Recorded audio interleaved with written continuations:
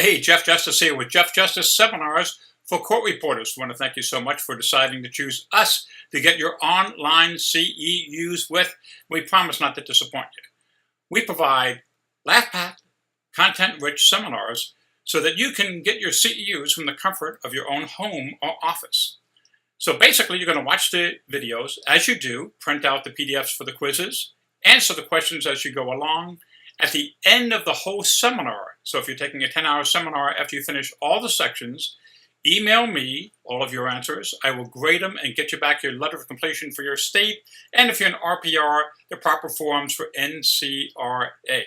So get ready to laugh and learn with Jeff Justice Seminars for Court Reporters. Okay, here we are one more time. Let's round of applause for part 3.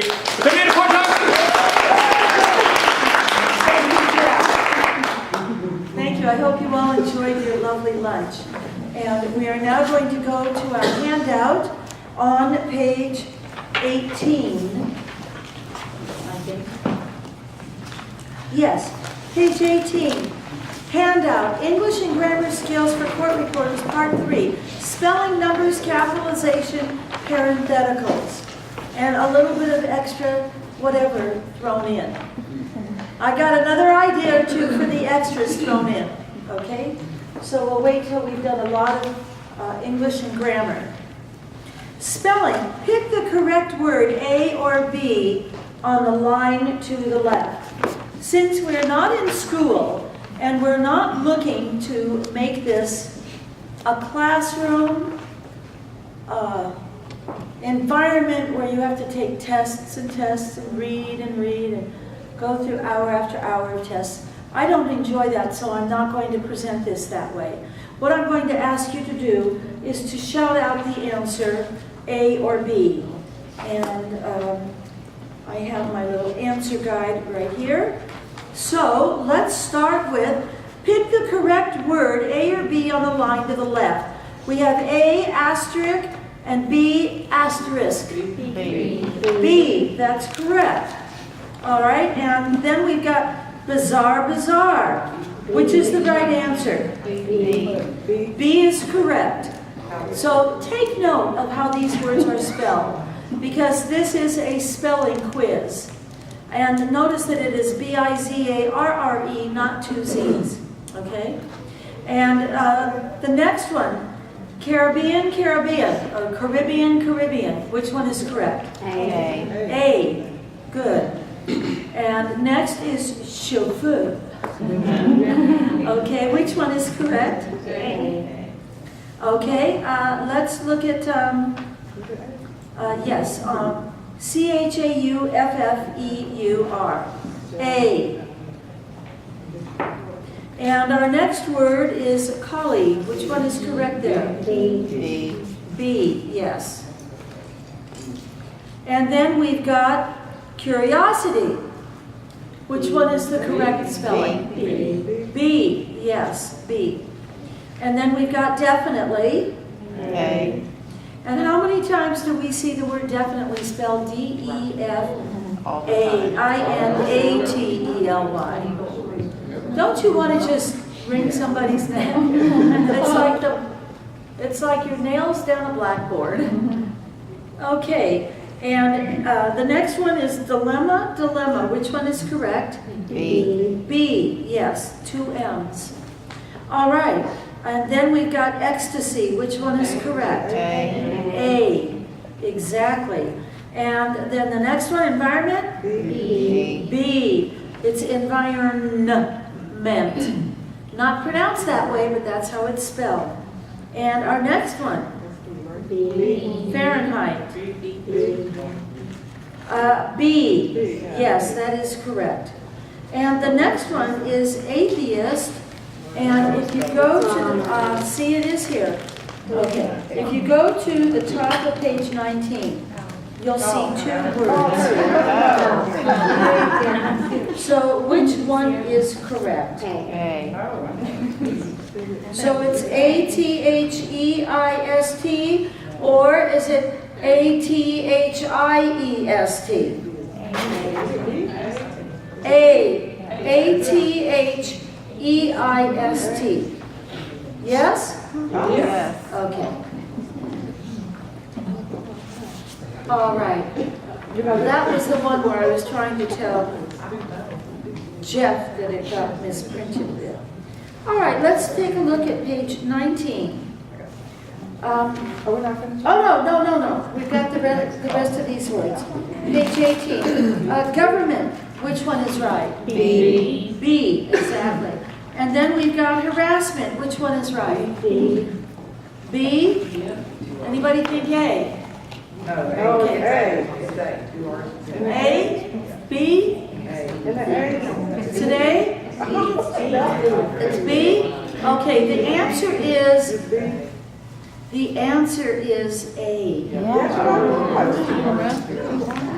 And it is one of the most common misspelled words in the English language.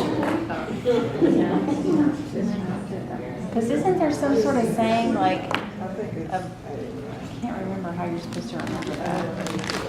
Okay, so let's make sure that we know harassment beautifully, since that is a tricky one. Idiosyncrasy, which is correct. I've heard some A's, I've heard some B's. How many of you think A is correct on idiosyncrasy? Okay, I saw about half the hands go up. How many of you think B is correct on idiosyncrasy? Okay, I see about a third of the hands, and the rest of them, they won't raise their hands no matter what. They're busy eating chocolate. Okay, the correct answer is B. IDIOCYNCRASY, idiosyncrasy. And our next word, Mediterranean, which one is correct on that? 2 N's or 2 R's? 2 R's. Okay, B? B is correct. All right. The next one, millennium. Which one is correct on millennium? B. M-I-L-L-E-N-N-I-U-M. B. That's another tricky one. We've got millennia and we've got millenniums. Which one is right? B. I have B, but you know what? I wonder if B is wrong on that. I think it is A. Isn't it?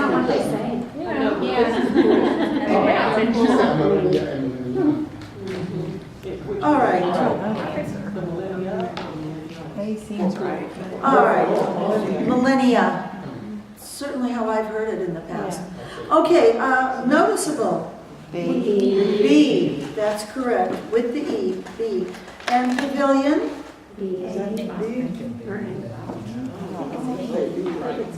How do you spell pavilion? I'm hearing, how many A's? Raise your hand if you think it's A. How many B's? Raise your hand if you think it's B. Most of you think it's B. Okay. My notes here show A.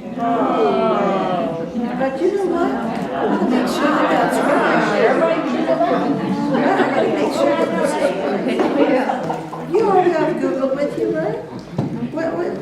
I want to make sure. I don't want to just say that. Sometimes these answer sheets are incorrect. And I have... So, who's online? Anybody online? I am. All right, so you look it up and you tell me. It's one. Well, it's both, actually. They've got it both ways. Oh, they've got it both ways. Well, it depends on what site you're looking at. Okay, but you know, that's the thing. Some of these words are so tricky because But they here's are. Merriam-Webster. Hold on. That's 1L. Merriam-Webster has one L. So 1L for Merriam-Webster, however, they have listed 2 L's as correct. So there you go. Your answer is kind of like, how do you spell disc? D-I-S-K, D-I-S-C. They're both correct. Don't tell a court reporter they're both correct. A court reporter doesn't want to hear it. But you got to tell me the right way. They're both right. No, but I need to know the really right way. It's so funny. We really have a hard time with both are correct, don't we? But you said both, and the preferred way is the 1L. Was that correct? That's what was in Merriam-Webster. That's right. Okay. So, because I thought it was one L, but then the two L's look right, but anyway, so it's A or B, but, so you get to be correct on either one. But the one L is the most preferred. Okay, the next word, propaganda. A, yes. And the next word? B, E-I. I before E except after C, or as in the A sound is in there or way, right? Something like that. Okay, and then the next word is resistance. A? B? Which is it? A. It is A, yes. And the next word, C.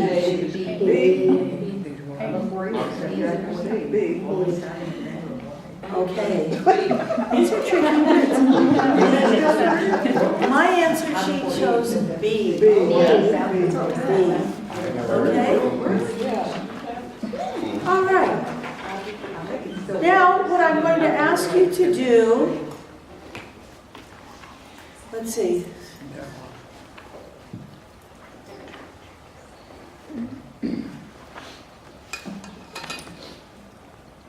Okay, I'm going to ask you to form a group of 5 or 6. So you're 4 in the back, and 2 of you turn around and you're a group of 6. And then you are alone here in the middle row, and you can be a group of 4 with these people. And then you folks can be a group of 5 and a group of 4. You're 3 and 2 is 5, and then 1 and 3 is 4. So you folks be a group of 4 or 5, and you are a group of 4 or 5, right? And they're a group of 6. They're the adults. Or you can be 5 and 5. Yeah, that's good. You can be 5 and 5. All right, everybody's in a group, right? What I'm going to ask you to do is number off your group so that you're clear who your group is. So just start here. We're going to just say group 1 right here. So just say 1. 1, 2, 3, 4. There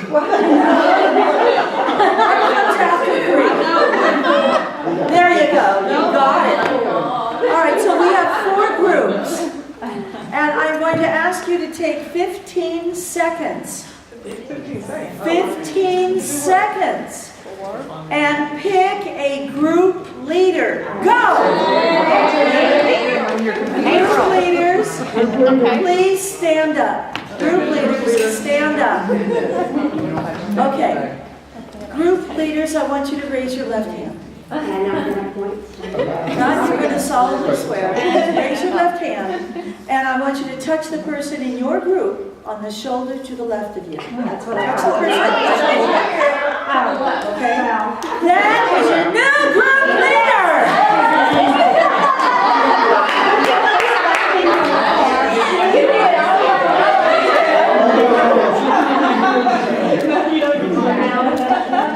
Okay, new group leaders. You run your group any way you want. You can have a popcorn style of answering questions. Okay, so on page 19, you'll see that we've got 4 different, or actually 5 different choices.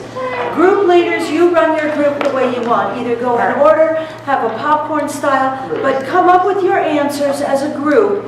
If you disagree, make a note, we'll discuss it.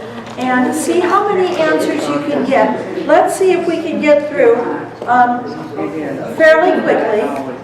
Page 19 and page 20. You'll notice that these lists go on for 2 pages, 19 and 20. So let's go ahead. Group. We are groups with the group leader. Okay, I'm so glad you're having a good time. Folks, we're going to go group 1, group 2, group 3, group 4. Group 1, we can have our group leader do this. Give us the first 3 answers. So if you disagree, raise your hand and let's talk about it. I love the conversation because, as you can see, some of these have more than one correct answer. So group 1, would you please give us the first 3 correct answers that you're coming up with? We have D, B, B. All right, D, B, B. Is that right? How many of you agree with that? Acknowledgement. Okay, so I'm hearing a little different. So let's do number 1 is what? Accommodate, right? And that's D, ACCOMMODATE, is that right? Yes. Everybody agrees with the first one, accommodate? Yes. The next one is acknowledgement. What did you say for Well, acknowledgement? we said B, but we couldn't decide if it was A. And we All right, didn't so you decide. said B and you couldn't decide if it was A or B. How many of you think it's A? Yes. I see 3/4 of the hands go up. How many of you think it's B? Okay, I see about 1/4 of the hands reluctantly going up. Let me give you the true answer. The true answer is B, without, well, with the E, if you are in England.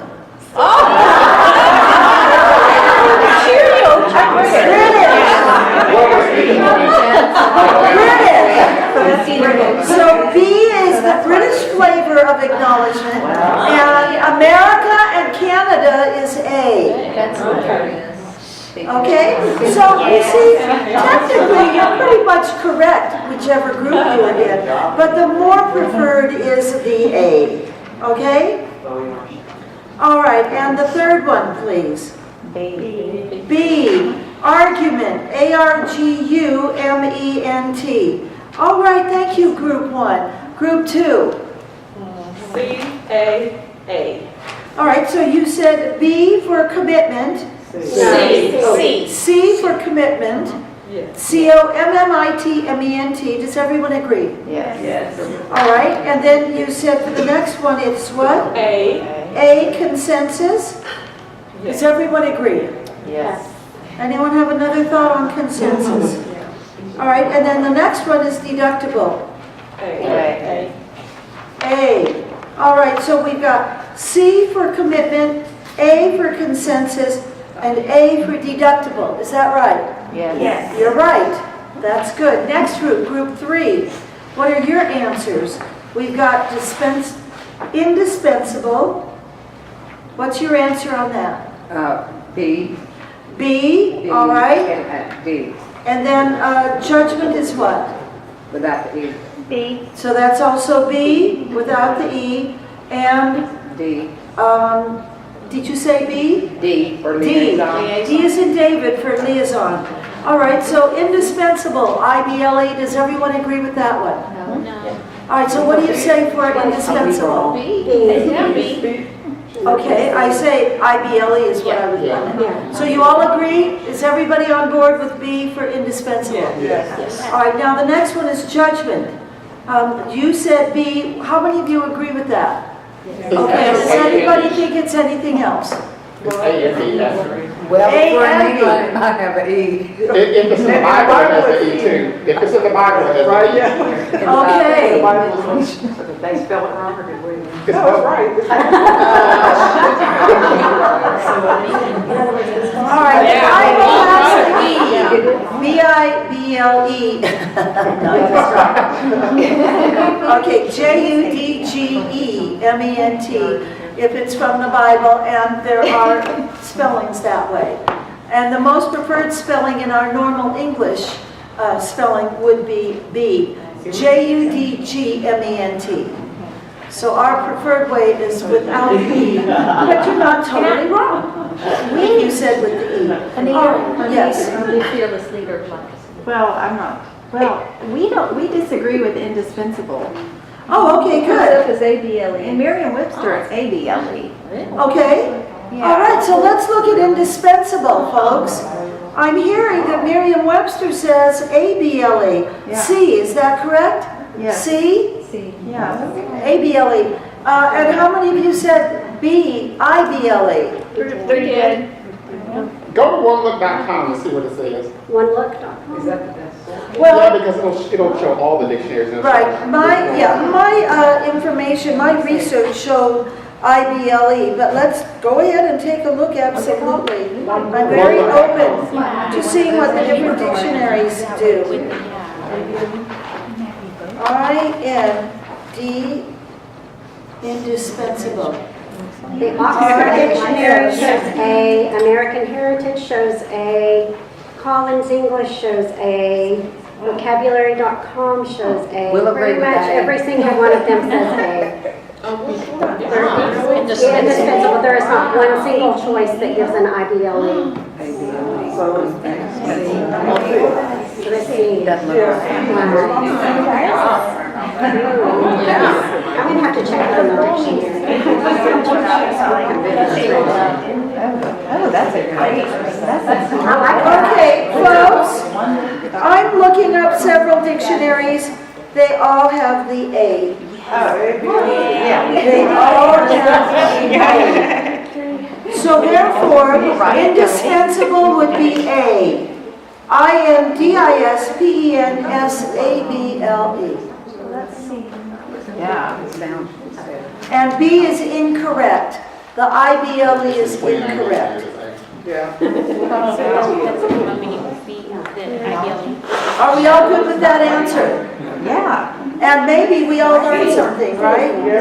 We never know. All right. Now, are we still with group 3 or did we finish our group 3? Should we do Liaison? Liaison. Is that part of your group? Yes. Okay, so what's the answer there? What? D. D. D is in David. Because David is in group 3. No. Okay, so do you all agree with liaison as being D? Yes. All right, and then our next one is license. And that's our next group, group 4. A. A, how many of you think it's A? Yes. How many of you think it's something different from A? By the way, very minor point, but do we say different than A or do we say different from A? Which is correct English? From? Anything else? Is it different than A? Folks, different than A or is it different from A? Huh? I would say van. Than? How many of you think it's than? Raise your hand if it's than. How many of you think it's from? Raise your hand if you think it's from. What is different from it? Okay. I know you won't all raise your hands because I can't bribe you, and you're not going to be eligible for the last door prize if you don't raise your hand. Thank you. Joy. All right, one more time. The question is, we are on the word, different from blah, blah, blah, or different than blah, blah, blah. How many of you say than? Raise your hands. I changed my mind, Dan. You can do anything you want. Now, I want you to know that she said from originally. That's right. And now she asked if she could change her mind. So do we let her change her mind? Of course we do. And this is a behavioral trait. Well, I think it People want to go with the flow, part of the flaw. I wanted to say, I think it would depend on the context of the sentence. Depends on the context. Now she's got a third answer. It's called depends on the context of the sentence. Is she trying to cover her bases or what? She does not like to be wrong, do you? No. Okay. I'm wrong all the time. I raised 6 You're wrong kids. all the time. And you started off with different from, now you're different than, and your third answer is depends on the sentence.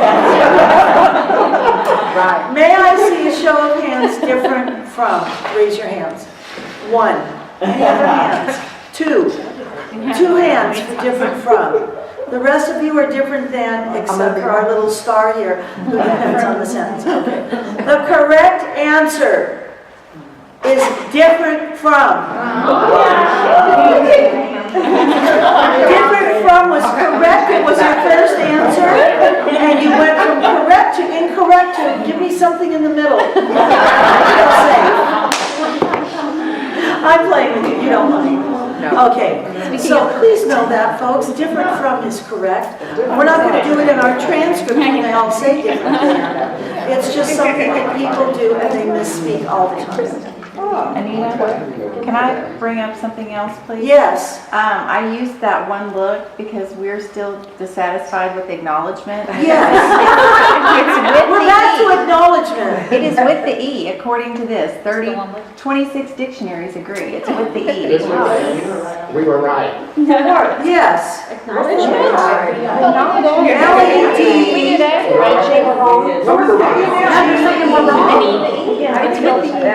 Okay. It's got to be. The correct answer is B, according to that website. All right. So folks, let's go back to acknowledgement. Is it showing that both are correct or no? No, it's showing that all of them agree that with the E. Webster. They're all, okay, let's go back to acknowledgement. We've got, What do you see? No, I'm just.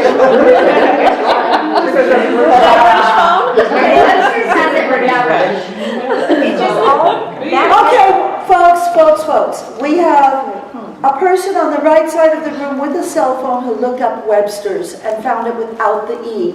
We have a person on the left who looked at Webster's dictionary and found it with the E.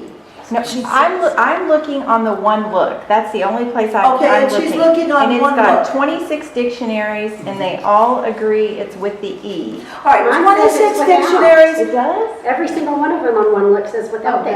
Weird. Mine All right. went without it. must be American. Who has All right, the folks, just for the sake of our video, listen, if you're not here, if you're online, you're missing out on all this. We're having a good time. Not only that, we're getting chocolate chip and peanut butter cookies. We don't tell them. It's a surprise. Anyway, so we are seeing acknowledgement, ACKNOWLEDGEMENT. And we're seeing acknowledgement, ACKNOW. Folks, if I may please, ACKNOWLEDGMENT. Without the E, with the E. We are seeing both. There's your answer. I rest my case. Nobody cares. All correct. So I've always myself, I've done it without the E, but it looks like the E is absolutely also correct. Are we safe to say that, everybody? Does anyone in the room disagree with giving both answers as correct? We're okay. Okay. All right, thank you very much. So we've got acknowledgement as both, and we've also got indispensable as ABLE. Yes? Correct. Yes. Okay. And we've got judgment, JUDGEMENT, correct in the Bible, judgment in the Bible, but generally speaking without the E. Is that fair? Yes. Is that a good answer? Yes. All right, great. And I would venture to stretch that a little bit and say if you put an E in your transcript, JUDGEMENT, you are still correct. Because it still is a word. Okay, that's just my own 2 cents worth. Thank you. Now, license, we all said A, was that correct? Yes. All right, now, you've done your 3, is that correct? Now we're on group 4. How many of you done group 4? 1. You've got 2 more to go now. So what's your second one? It's occasion, is that correct? That's right. What's your answer on occasion? C. You're saying B. C as in Kate. C is in Charlie. Okay. So C would be OCCASION. Does anyone disagree with that? All right, and that is what my answer sheet shows. And the last one on that page is occurrence. What's the correct answer to occurrence? C. You're saying C? Was that a C or a B you said? It was an A. We picked C. You picked C. Thank you very much. Okay. Listen, I love it when you're wrong because then when I'm wrong, I don't feel so bad. No, these are tricky words. This information came from, what are the words that are most misspelled? And we are not immune to those words. We want to know what words are mostly misspelled. So I'm thrilled that we have different opinions and that we have different answers, because it means that this work is giving you value. I don't want you to be so bored that you're sleeping through this. So this is great, I'm glad. Now, let's talk about occurrence. How many of you say A?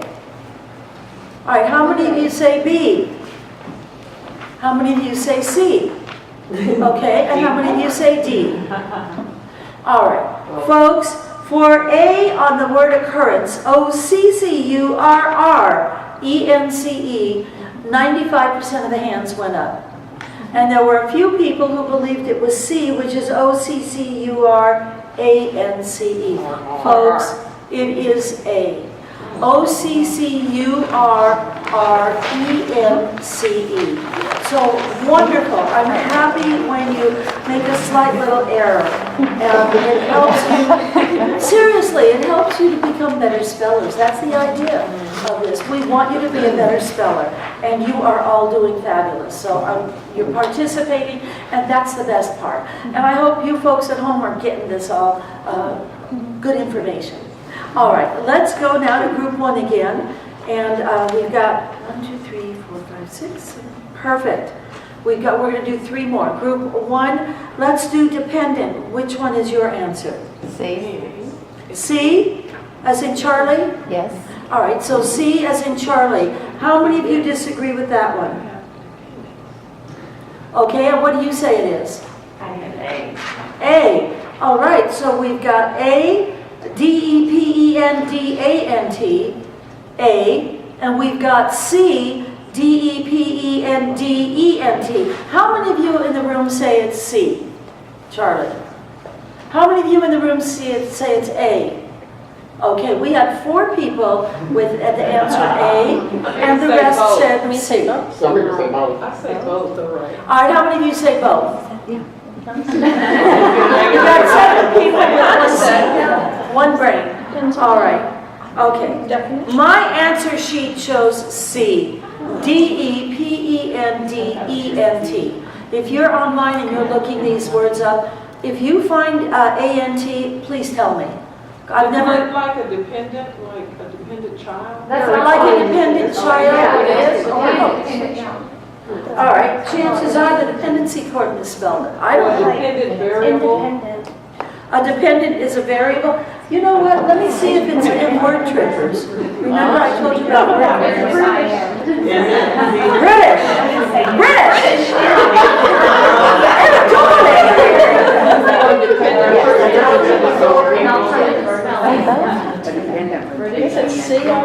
Anybody look it up on one look? And what is it? Is it British? For British, it says dependent with an E means reliant upon, and dependent with an A is a person, usually a child or a spouse. But in American English, you use D-E-P-E-N-D-E-N-T for both. Okay, so we're 3/4 of the way E-N-T and 1/4 of the way A. Let me just explain it for the video here. Dependent, D-E-P-E-N-D-A-N-T, would be a child or somebody who is dependent upon another person with the A if you're in England. The British flavor and spelling of that word is a person who is dependent on another. In America, it's D-E-P-E-N-D-E-N-T right across the board. All definitions refer to the E-N-T version. That is the preferred version in America. Did I say that correctly? Yes. The answer technically is C. If you said A, you're not totally wrong. Okay? Thank you. Thank you. So now we've done dependent. The next word is embarrass. And that's still group 1. D. D.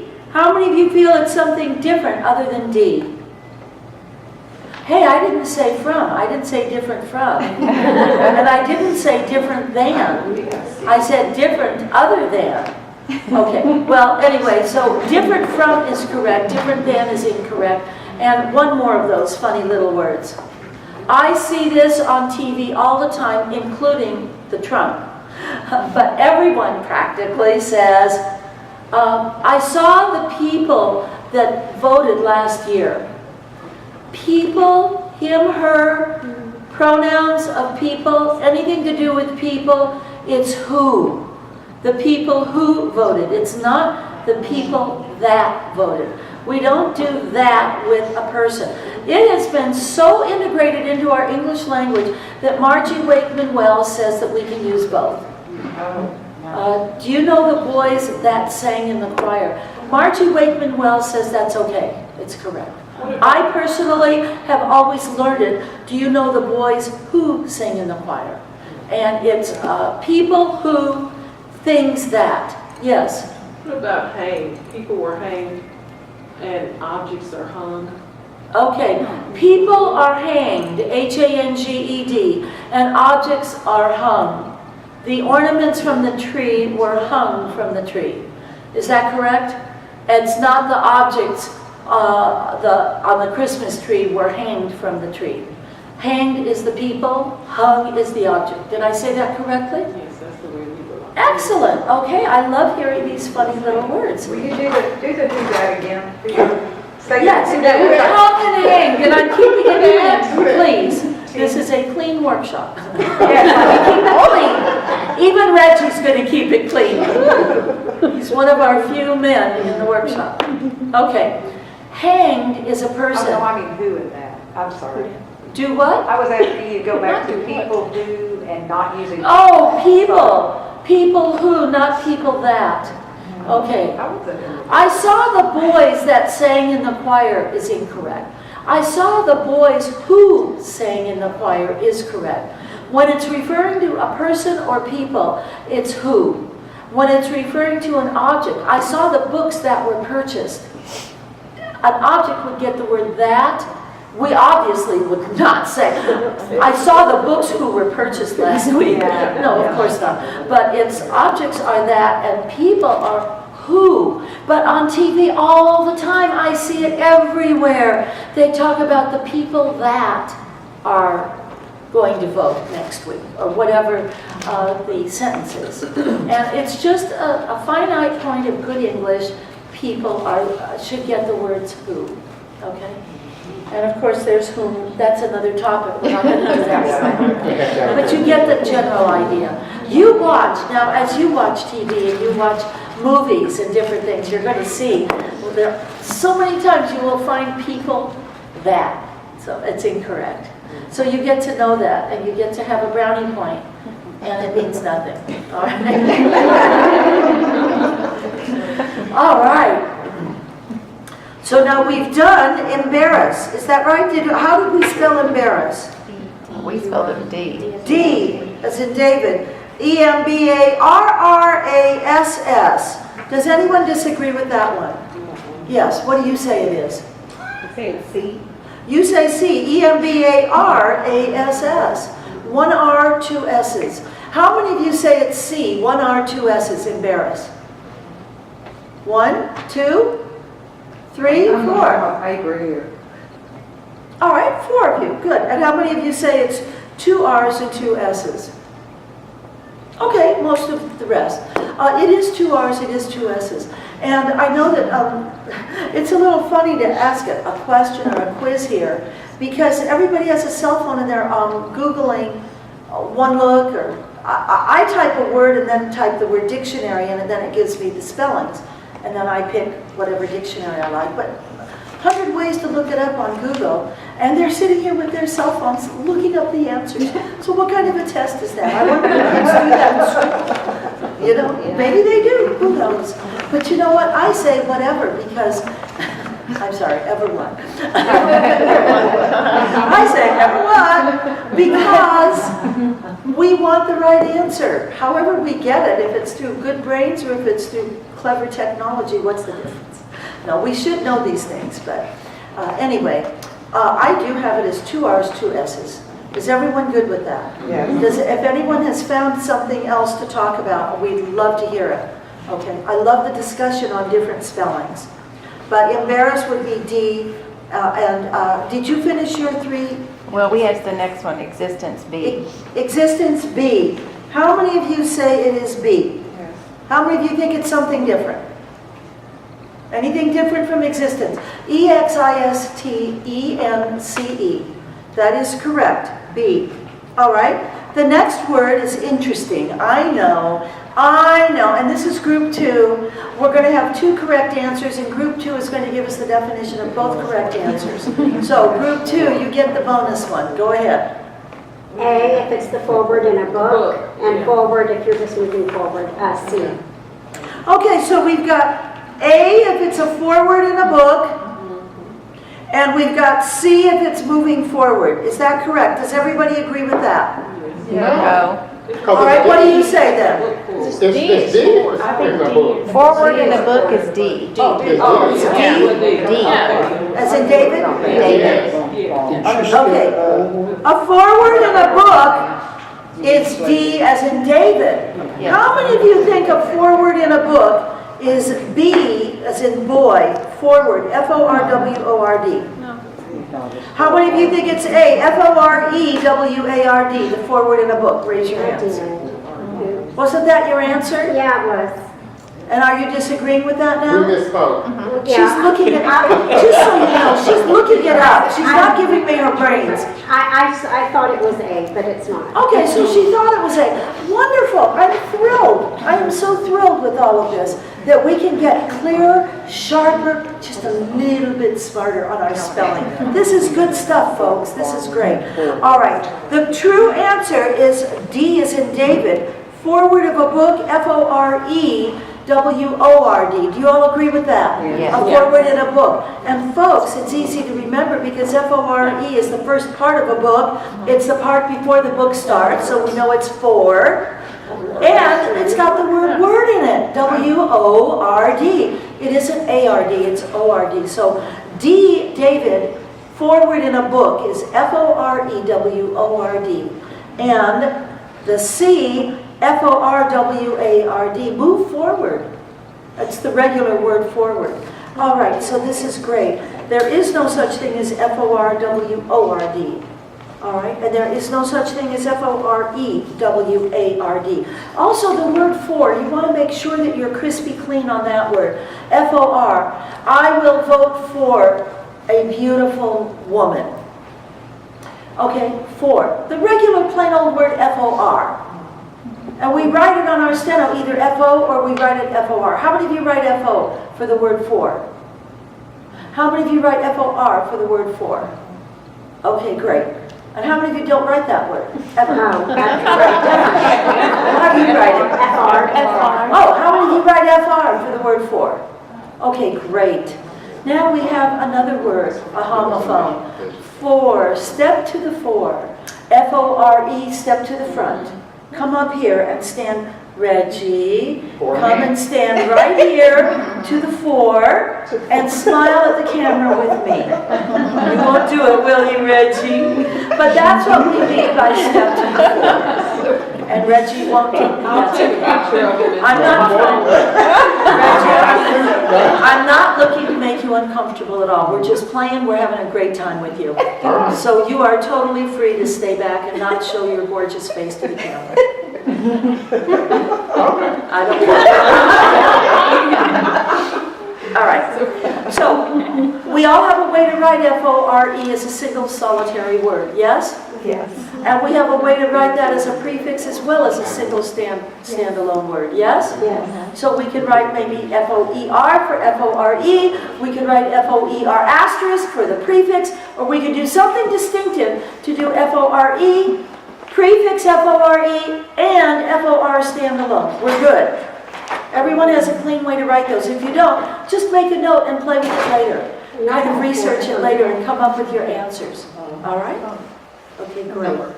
All right, our next, you are our next group. You've got the next one, group 2. What is the correct answer for harass? C. Okay, do you say C? How many of you say C? Good. How many of you say something different? Okay, and what do you say? I think it's A. You think it's A. How many of you think it's A? Harass. You do? I think it's So you too? All right. I want to see hands, please. I I want to see hands, please, because if you don't raise your hands, I'm taking home the last door prize. Because that happens to be my favorite, and I want that door prize. So how many of you say it's A? Harass is A. Raise your hands. 1, 2, 3, 4. How many of you say it's C? 1, 2, 3, 4, 5, 6, We've 7, changed our mind. Okay. Well, did you look it up? Well, phooey. I was getting confused with embarrassed. We had embarrassment on Ah, of course. Why do you think I did this exercise? back there. Folks, there. the word harass, the correct word is A. H-A-R-A-S-S. It's one R. It is not the same concept as embarrass, which is 2 R's and 2 S's. It is 1 R, 2 S's for harass. Yes. So someone a long time ago, it's kind of unorthodox, but they said the good way to remember harass is hairy ass. Hairy only has 1 R and ass has 2 S's. So you have a hairy ass, harass.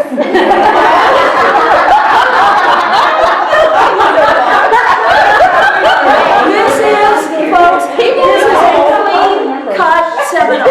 This is not a ludicrous seminar. So we're going to say that a Hairy ass. I heard you.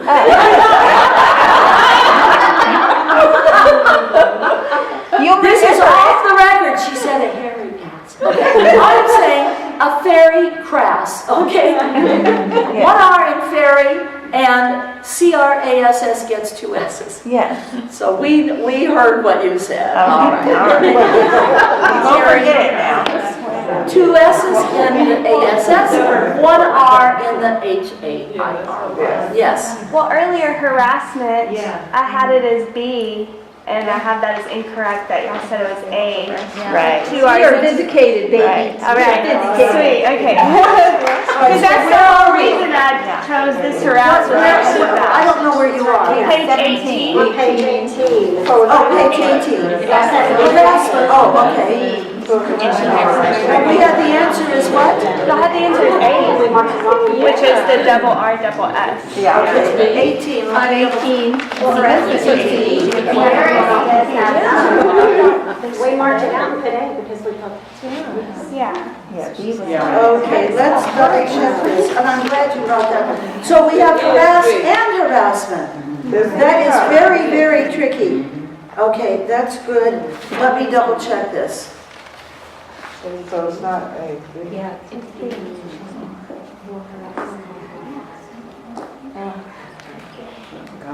1 R, 2 S. So it should be H-A-R-A-S-S-M-E-N-T. Yeah. Okay. And it was verbally said A. All right, great. Now, did anybody look it up and agree with that from the dictionary? I just did. So it is 1 R, 2 S's. Thank you for bringing that to my attention. Excellent. Okay.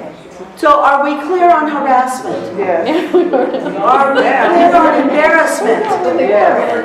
Yeah, I remember it now. Yeah. So between harassment and embarrassment, the one that gets 2 R's is? Embarrassed. Right, okay, thank you. We got some good. All right. Now the next one, group 2, we've got inadvertent. Which one is correct on inadvertent? D. D. Wait, you know what? You're saying a letter, and B, C, D could sound alike. D is dog. D is in dog. David, now you went to dog. Sorry, David. We have David here in the class, but he's a good sport. He's a real cutie. We're happy to have you, David. All right, so we are saying that the correct answer is D. Is that correct? Yes. For inadvertent, I-N-A-D-V-E-R-T-E-N-T. Does anyone disagree with D, David? D is in dog. Okay. That is correct. It is D. All right. Good. Now that's the end of group 2. So now we go to group 3. You're going to do the next 3, group 3. So what is the answer for the next group of words? Perseverance. What's the answer? D. D? How many of you say D? How many of you have a different answer? I love the one with the R in it, but I know I'm. You, okay.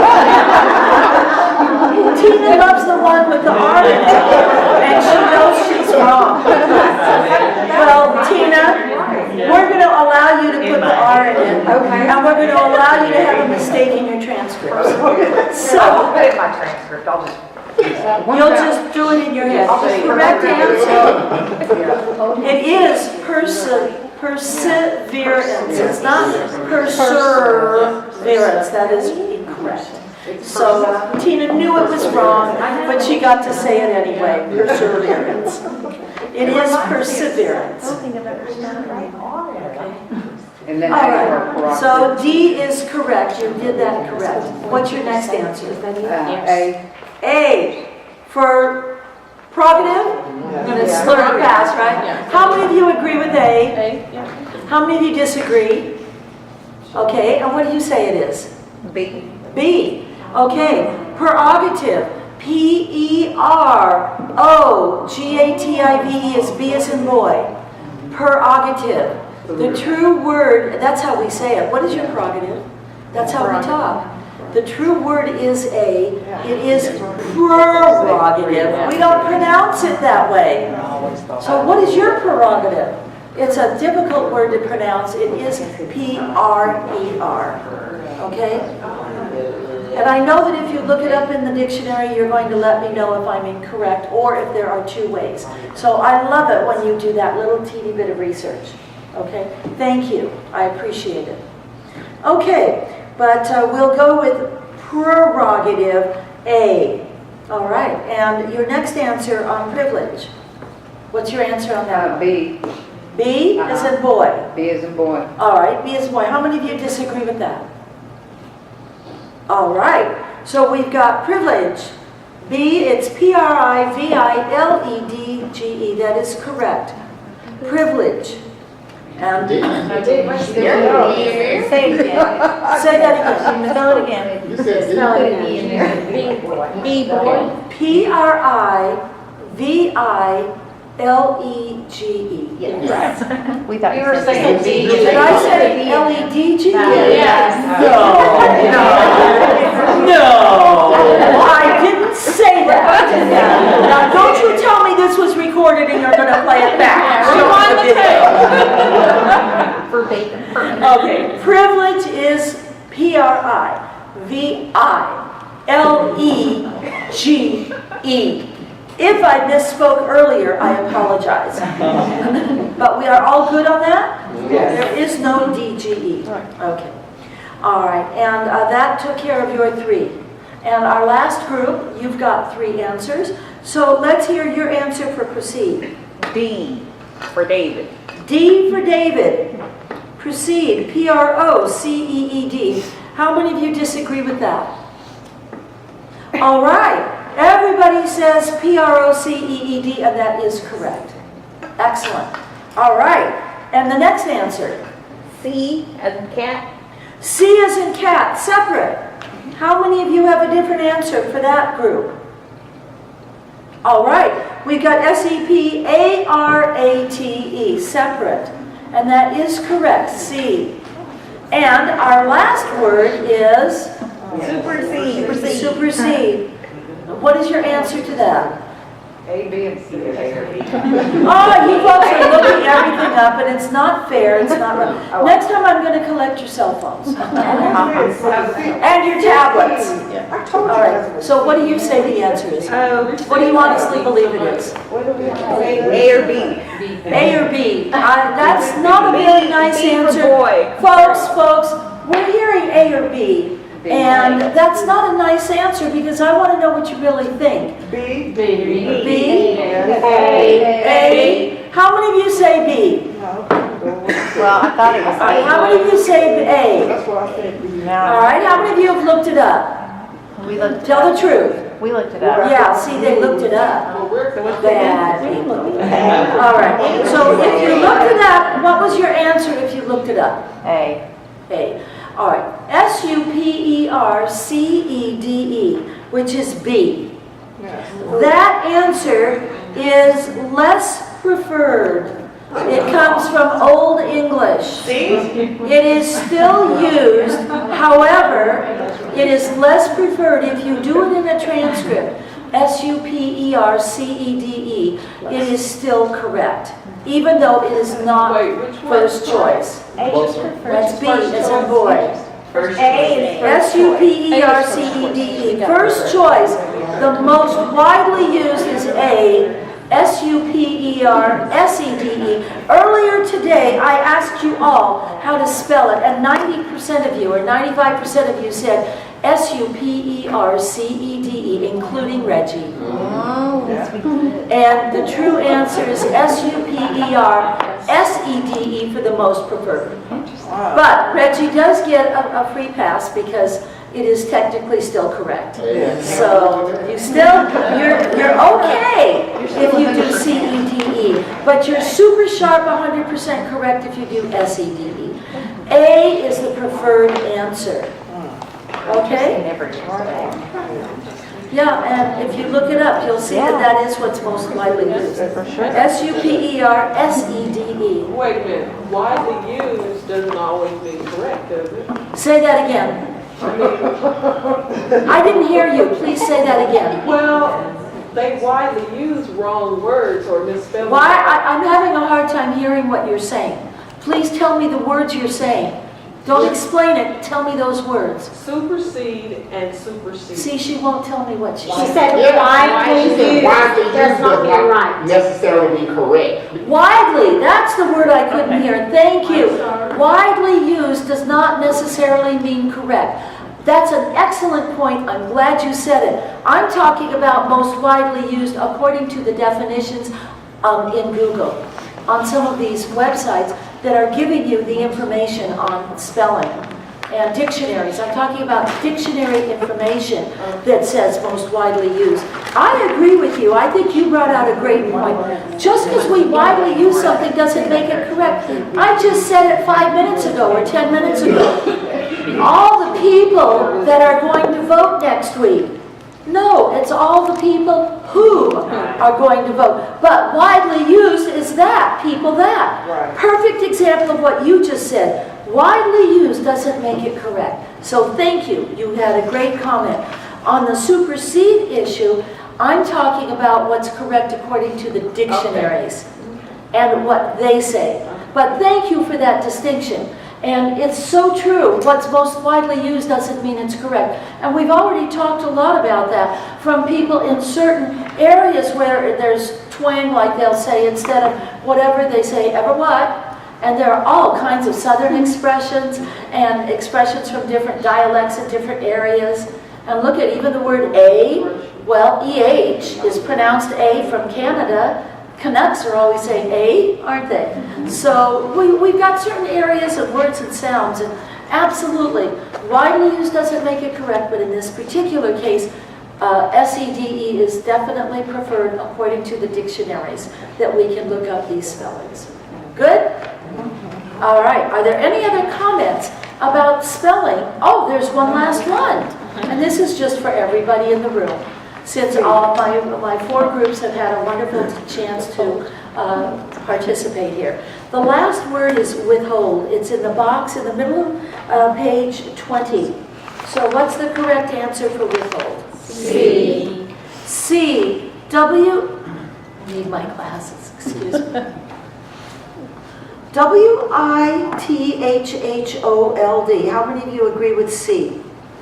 All right, how many of you have another answer? You are correct. Withhold is C-W-I-T-H-H-O-L-D, 2 H's. And it's not with howl and withhold, and it's not A. Okay? Excellent. Well, you folks are fine spellers, and I'm so glad that you learned something. This is all good stuff. All right, great. Let's go to numbers. General rules. Generally speaking, write words 0 to 10. We know that. We write those words out. We talked about it earlier today. Nobody knows the reason why. It's just what we do. It's the way we've been taught, etc. Above 10 can be written in digits. 10 is optional. It's either 1, 0 or it's a TES. Both are correct. And follow these same guidelines for ordinals. Let's spell them out. First, second, third, fourth, fifth, sixth. That was the 7th time I told you that. S-E-V-E-N-T-H. But were you born on the 3rd of March or the 4th of March? Or the 5th of March? That would be 3 RD, 4 TH, 5 TH. Okay, are we ready for a little diversion and one more little writing tip? Say yes. Yes. Okay. If you use the number bar, what I do in my workshops is I ask people if they don't use the number bar at all, you're totally fine, and you can continue to write everything out. As a matter of fact, I was trained that way. I was taught to write everything out. So that's my origin. But when I was in my real-time real-time courtroom, and I started writing numbers after a year of perfecting my real-time, I taught myself the number bar 1 to 12. And I taught myself that number bar so I could write time figures easily. And it was a lot of fun, took practice, but it was just 1 to 12. And every time I'd use that number bar, to this day, anytime I'd ever use the number bar, my eyes are glued to the real-time screen. I see if I miss a number. Like if I want to write 3 and it comes out 3, 4, you know, I've hit it in the crack with the 3 and the 4. If I would do that, my eyes are glued to the real-time screen 100% of the time for the number bar. And then I'll make a little note, above should be 3. You know, we make a little note to ourselves. What do you do in real time? You make a little note to yourself. It's perfect. Anybody looking at your real time sees that you picked up the error. In my opinion, writing notes to yourself in real time makes you that much more wonderful. You are a super sharp, quality, excellent, good court reporter. You write little notes to make sure the record is correct. So if you ever wonder about that, know that you can be comfortable and very happy anytime you write yourself a note.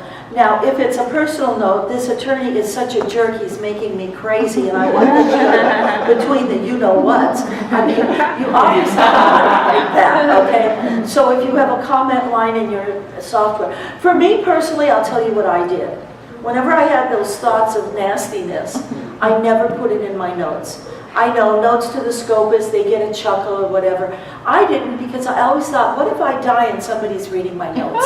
I always had that thought in court, you know?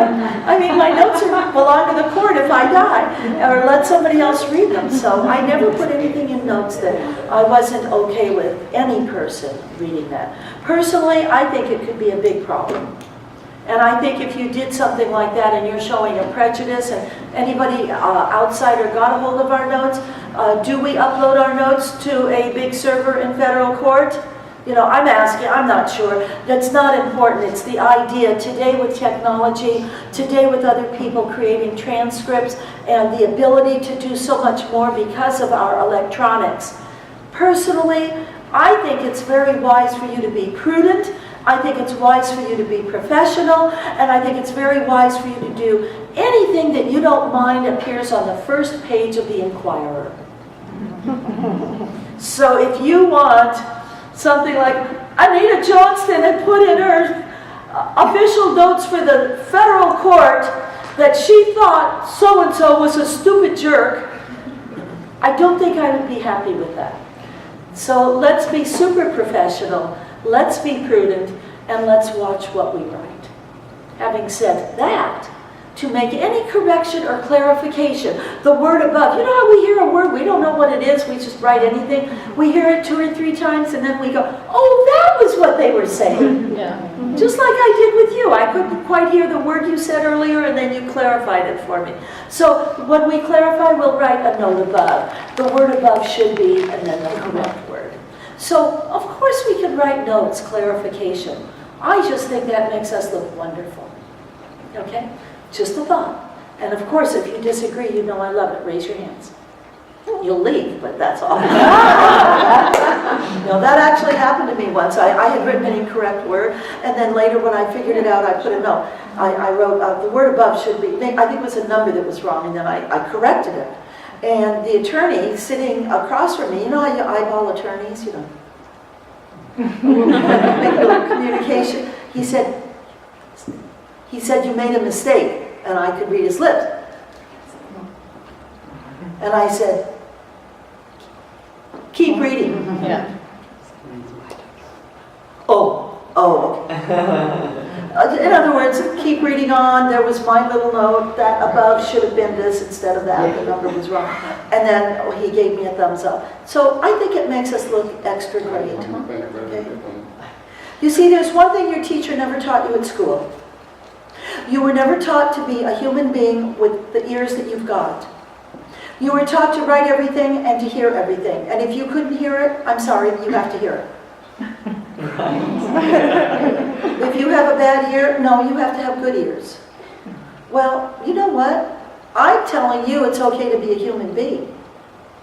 When my dear little friend Dottie Moorfield in Louisiana ended up with brain cancer, had surgery, wrapped head with all these bandages and woke up, could barely move, and then she started moving her right side a little bit. The left was fine, the right was, I don't know. Turns out she had very little hearing in the right ear. She went back to work and started reporting 2 weeks later in a depot. The doctor, of course, told her to stay away for 6 weeks. Rest, well, how many of us listen to the doctor? Try to keep a court reporter down 6 weeks. Yeah, right. So she's back at work 2 weeks, sitting, and who walks in? Her deponent. Who's her deponent? A doctor. Which doctor? Her surgeon. He walks in, sees Dottie Moorfield sitting there, and he goes, what are you doing here? Bandaged head, almost white bandaged. And I'll never forget what Dottie told me. Dottie told me she positioned her chair and sat down like this. And she sat down. And she had this ear to the attorneys. And she said, now you fellas are just going to have to speak up. You speak up, you hear? That's how she talked. She said, I can't hear out of this ear. I only hear out of this ear. So speak up. And what do you think they did? Of course. They spoke up. And she couldn't hear out of one ear. So she heard out of the good ear. And she reported. And lived happily ever after. Okay. So, you do not have to have perfect ears. What you have to have is your ears. So what you've got is what you've got. And earlier I referenced myself as being what? Beautiful or wonderful or great or something. Earlier I made a little comment about that. I am the queen of low self-esteem. I know low self-esteem better than any of you. And it's taken me a long time to work hard and to integrate a new self-talk, a new personal identification of who I am. And it's not about my age and my wrinkles and my fat or my thin or my long legs or my ears or whatever it is. You see, every teenager in America is ugly. They're all too fat and they all have a zit. At least one. They wear size 0, but they're still too fat. Ask them. It's just unbelievable how people are about themselves. Took me a long time to get to this place. Not that I'm great, but I'm sure better than I used to be, which is a little bit better than the way I used to live my life. But I only share these thoughts with you because I hope if I could wave a magic wand and have everything I want, every one of you would walk out of here knowing that you are absolutely brilliant, wonderful, gorgeous, highly accomplished. You're a court reporter. 9 out of 10 of you didn't make it in school, and you are the winners. You are the people who did make it. You don't think of yourself like that. You're so worried about, oh, what if I miss a comma? Oh, what if I miss a comma? What if I put an R in perseverance? The things we worry about, I just want to slap you silly. You are beyond wonderful and you don't get it. And do you know how many people, I don't know if you're sitting in this room, but do you know how many people in this country won't go near real time? They are fearful of real time. They won't do it. I've been teaching for 22 years. I have seen more fear over real time. And I just want to slap these people because you can do real time because it requires a writer and a software and a laptop computer. Anybody not have a writer? Okay, y'all have writers. Anybody not have a laptop? All right, y'all have laptops. Anybody not have CAT software? Okay, so y'all have CAT software. And do you have a little cord, like a plug, or a wireless, or Wi-Fi, or Bluetooth? So you can all connect from the laptop to the writer. And that means you can do real time. Now, I didn't say perfect real time. Actually, no one does perfect, but they get close. And if you work hard, and one more quick story, I promise you we'll get back to our handout. Okay? Is it okay? One more story. Yeah. John Harmonson. John Harmonson is a court reporter in Washington, D.C. Used to live in Louisiana, New Orleans, and he has reported all over the world. He came to my workshop. He was lost. He was overwhelmed. We talk a lot about writing styles, and I've just given you one tidbit here or there, but we do a lot of information, and John was overwhelmed. He got a few pieces of information here and there. A few years later, he came back to my workshop and took it a second time. He came back a few years later and took it a third time and a fourth. This year in Virginia, I gave a live workshop in Alexandria, Virginia. He came to Virginia. I believe it was his 5th workshop. He wasn't sure if it was his 5th or 6th. Yes, he comes every 3 years religiously. He comes because he happens to love them. He learns from every single one of them. And it makes my heart happy because I would feel horrible if he's already heard it all and mastered it all and he's coming just for the points. And he said, no, I'm not going to just come for the points. Yes, it's nice to get the points. You get your NCRA credits. But he learns a lot. Let me tell you about John. His first workshop, he was not a very good writer. But he picked up 1 or 2 things that he loved. It was about prefixes and suffixes. He told me what he absolutely loved.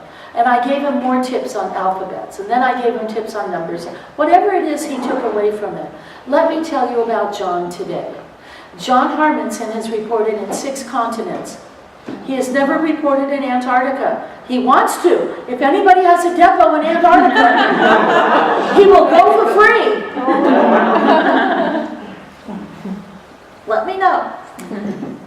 John Harmonson writes at a 99.9 to 100% accuracy. Wow. John Harmonson does only real-time. He does real-time big cases. There is a lot of work in DC, especially for superstar top-notch reporters like Marianne Payong, John, and a few other great, great reporters. Okay? And John has allowed me to tell you this. He makes over $300,000 a year. You think maybe his investment in learning real time has paid off? Yes. It's not about cost, it's about value. And where do you go with your career? You go out and you buy a new dress or you buy a new suit, that's a cost. Or a trinket or a toy. But when you're here learning, growing in your profession, it's an investment. So anyway, I just wanted to share that little bit with you to know what is possible out there. This is what people are doing. Okay? All right. So let's go back to numbers. Page 21.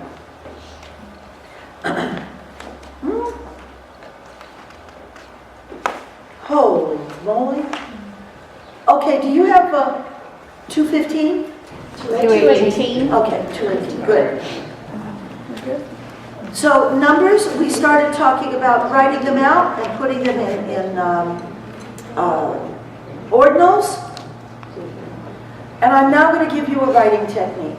I taught myself the number bar, and if people are open to possibilities of learning 1 to 12, you could do a number bar with time figures that will revolutionize your life and make it super easy. If you're already using the number bar, that's great too, and you could use the number bar with time figures. But here's what I want to share with you. You can use the number bar with 1R, 2R, 3R, 4R, 5R, and then R6, R7, R8, R9, 10R, 10R. And you can use that letter R because I call that the most wonderful letter on our keyboard. It's left side, right side. It's ergonomically super comfortable. Index finger, lower bank. It doesn't get any easier than that. And if you use that letter R with the number bar, it is such a treat. So were you born on the 2nd of September or the 3rd of September or the 4th? So 2nd ND, 3rd RD, fourth TH, all these different endings. If you're just doing 2R, 3R, 4R, it's very easy. And it's right there. You could go, of course, up to 31. So anyway, I just wanted to share that one little writing technique if you like it. Some people were taught in school to do Roman numerals with the letter R. You know why? Because they said Roman numerals. Well, when I poll court reporters nationwide, 98% of them, they write Roman numerals rarely. Some of them say never, but if it's rarely, why are you wasting such a precious, wonderful letter, R, on Roman numeral? You could use a different technique to do Roman numerals, which there's 100 of them. But if you use the R for ordinals, which come up more often, it's just one technique. If you like it, it's yours. If not, that's great too. Okay? So, that's my little story on ordinals, as illustrated on the top of page 21. Don't use commas for a year or a serial number. He started his business in 1945 with his brother. That's an example of using a year without commas. And check on number 25469 on that paper. We are on page 21 near the top. When talking about million, billion, trillion, it is wise to use the word, the digit and then the word. It's easier to read. If you're doing that long series of zeros, it's more difficult to read. And if you do that, I'm not telling you you're wrong and bad and naughty. I am saying that it is wonderful to use the word. It makes it nicer for the people. Okay. Be consistent. They purchased 9 books and 17 pens. Consistency. You can do the digit 9 books and the digit 17 pens. That is absolutely correct also. You don't want to do NINE, 9 books, and 17 pens. It is not consistent. You want to conform the style. Are we good? I think I mentioned that earlier today. So we've just got that little thing repeated here. Okay. When you're writing numbers as indicated with non-clarity, use a hyphen. And you'll notice we hyphenated non-clarity. The prefix non is very often not hyphenated. Generally speaking, we use less hyphens today than we used to. The trend in the English language is to use less hyphens. For me personally, I say when you are writing something and a hyphen makes it easy to read, use it. In a word like non-clarity, that is not a normal word. It is not a common word. Odds are you've never written the word non-clarity before. So when something is not normal and mainstream, you can put a hyphen, it's easy to read. It's always a correct and very nice way to display something in a transcript. Yes? 40-ish, you would say 40-ish. 40-ish. F-O-R-T-Y -ish or hyphen ish, is that your question? Yes. What about 40-ish, is that your question? Yeah. So you tell me, what would you do, folks? I do 40 I love it. I love it. You guys are great. You're doing great. Now tell me one at a time. Somebody talk.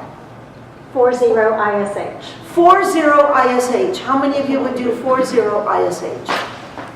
Okay. How many of you would do FORTY-ish? I saw one hand. How many of you would do FORTY-ish is one word with no hyphen? I saw no hands. So, I have one more. I may be wrong. what's yours?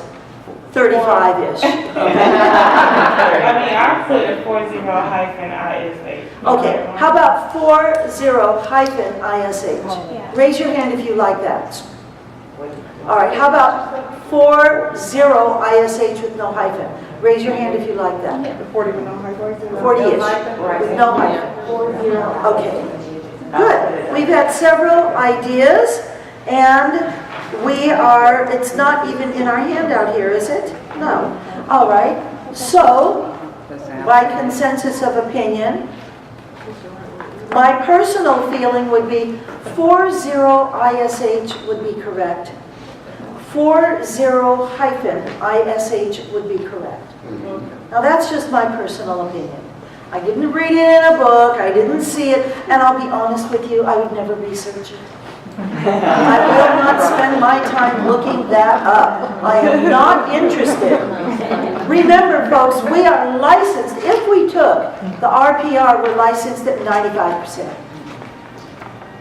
So if I'm in that 99.274% perfect, and I've got, what, 0.73 inaccurate, whatever the math is, and anybody wants to call me on it, counsel, I write at a 99.72% accuracy, which is 4 full percentage points higher than most court reporters. I'm at the 1/2 of 1% accuracy and quality of court reporters in the United States.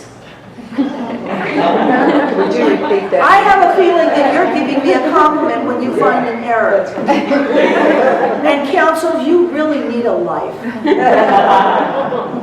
So go away and stick your head in the sand. All right, I won't say that. But that's my thought process. And this is crap to talk about. It's so unimportant. But I liked your question, and I would say both are just fine and dandy. 40-ISH, beautiful. 40-ISH, beautiful. And if you do the word 40-ISH, fine. I neither does anybody. Just don't do 32-ish. If they meant 40-ish. That's what's important. And remember my little comment, spend more time with your children. Right? Researching this kind of stuff. All right. So, people were taught to write out words and a number at the beginning of a sentence. If it is over 100, it can be written in digits. 48 movies were played at the beginning of a sentence. 48, FORTY-EIGHT. That is correct. I write 48. I am wrong. And I've been reporting 40 years, so leave me alone. I'm fine. But 793 chairs were manufactured. 793. It's not SEVEN space, HUNDRED space, AND space, etc. So it is digits if it's over 100. I don't know who made up these rules. I really don't care. But that's that little bit of bratty girl inside of me. She's still there from when I was 6. But you get to do it any way you want. You get to do it right. And I'm giving you the correct information with rules. And you get to follow them correctly or violate them. I really don't care. Okay, do you put ordinals and dates when it is said? As a verbatim reporter, many people feel they must write that. If they say it, I was born May 17th, 2001. They're going to do 17th, comma. There are some court reporters who do not write the ordinals in dates. I was born May 17, comma, even if they said May 17th. So there you go, folks. We got half the nation doing it one way and the other half of the nation doing it another way. And I hope you get the idea now that it's all okay. Technically, you're not really supposed to write the ordinals. Okay? Some people choose not to write the ordinals even if they hear it. And it's all okay. Questions? Comments? How many of you think I'm a horrible person because I say you get to do it whatever you want? I love it. Well, we've got one center in the back of the room, one of my dearest friends. No, but seriously, folks, I hope you're getting a little sense of what is it you obsess over in a day when you're doing your transcript. How can you make your transcripts go faster? Shorten your editing time, cut your editing time, okay? All right. Questions about these numbers that we've talked about. Let's go to page 22. Many people insist on writing the word o'clock. We've talked about o'clock. We've talked about if you ever wrote 10 o'clock as 10:00, you do not get thrown in jail. You are a normal human being and you are treated with respect. Okay? I'm telling you, you are okay. My teacher told me I could never do that, ever, ever, ever, ever. And that was Merritt College of Court Reporting in Southern California, the Los Angeles area. Great school. And I was taught 100,000% never. I really don't care today. For all these years I've done 10:00. And the CAT softwares give you 4 or 5 choices. There are some court reporters who are hell-bent on doing it a certain way. My partner, Pat Cuneo, I told you she does it wrong. She would do 1-0, the 2 digits 1-0, and then the word o'clock. She doesn't do the colon 00 ever. She will do 10:35 in the morning, 10:35, but she won't do 10 o'clock. She'll do O apostrophe, blah, blah, blah. And she's just fabulous. So that's the end of that little conversation. So this o'clock, I think we've covered it pretty clearly, right? Yes. No questions on that? Good. Yeah, I have a question. Oh, you would, Reggie. Now we're back to Rich. 7 Yes. O and the word o'clock. Yes. Not just the numeral 7 and Right. o'clock. And I was taught that you never mix numbers with the word. Okay. Now, I was taught to do numerals and the words. Reggie just said he was taught you never do numerals and words. Folks, Reggie is probably 1,000% correct. My teacher is probably 1,000% correct. I really don't care, and neither does anybody else. So do you put 10 o'clock, 10 colon 00 space O apostrophe CLOCK? So some people, no, you can't. Yes, no, you can't. And never. Yes, you always. I mean, we could do this for 2 hours. If it pleases you, have a good time. I would rather go look at travel brochures and plan a cruise on the Mediterranean than look at that. But although I know I'm not going to stop some of you. Some of you are going to continue to obsess over this nonsense.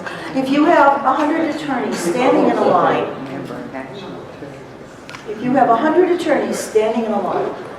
and they're going to read a 3-page transcript, and 50 of them get O apostrophe CLOCK in their 4 o'clock thing, and 50 of them get 4 colon 00. So you got 50 and 50. And they read the 3 pages of the transcript. At the very end, if you were to say, how many of you attorneys read a transcript that showed O apostrophe CLOCK? What? Are you nuts? What are you talking about? How many of you saw colon 00? What? My colon's mine. Do you understand what I'm trying to say? This stuff is invisible. Nobody cares. Give it a rest. Be correct. But we can't. Yes, we can. Reggie, maybe you can't, but we can let it go. No, I said we care. We care. Oh, go ahead and care. Care till the cows come home. I'm telling you, nobody cares. And I know we care. And I am talking to high-level professional English experts. You are live court reporters. That's who I'm talking to. When I hope you're hearing in my words when I say nobody cares. I hope you know I'm coming from a place as a person who loves proper English, spelling, punctuation, grammar, everything. I love our English language, and I do my best to make it as perfect and as beautiful as possible. Coming from that place, at some point we let it go. That's where I'm coming from. In no way am I advocating schlock. I do not want you to go out and produce a transcript filled with schlock. I want you to produce a transcript that's 99% beautiful, accurate, correct.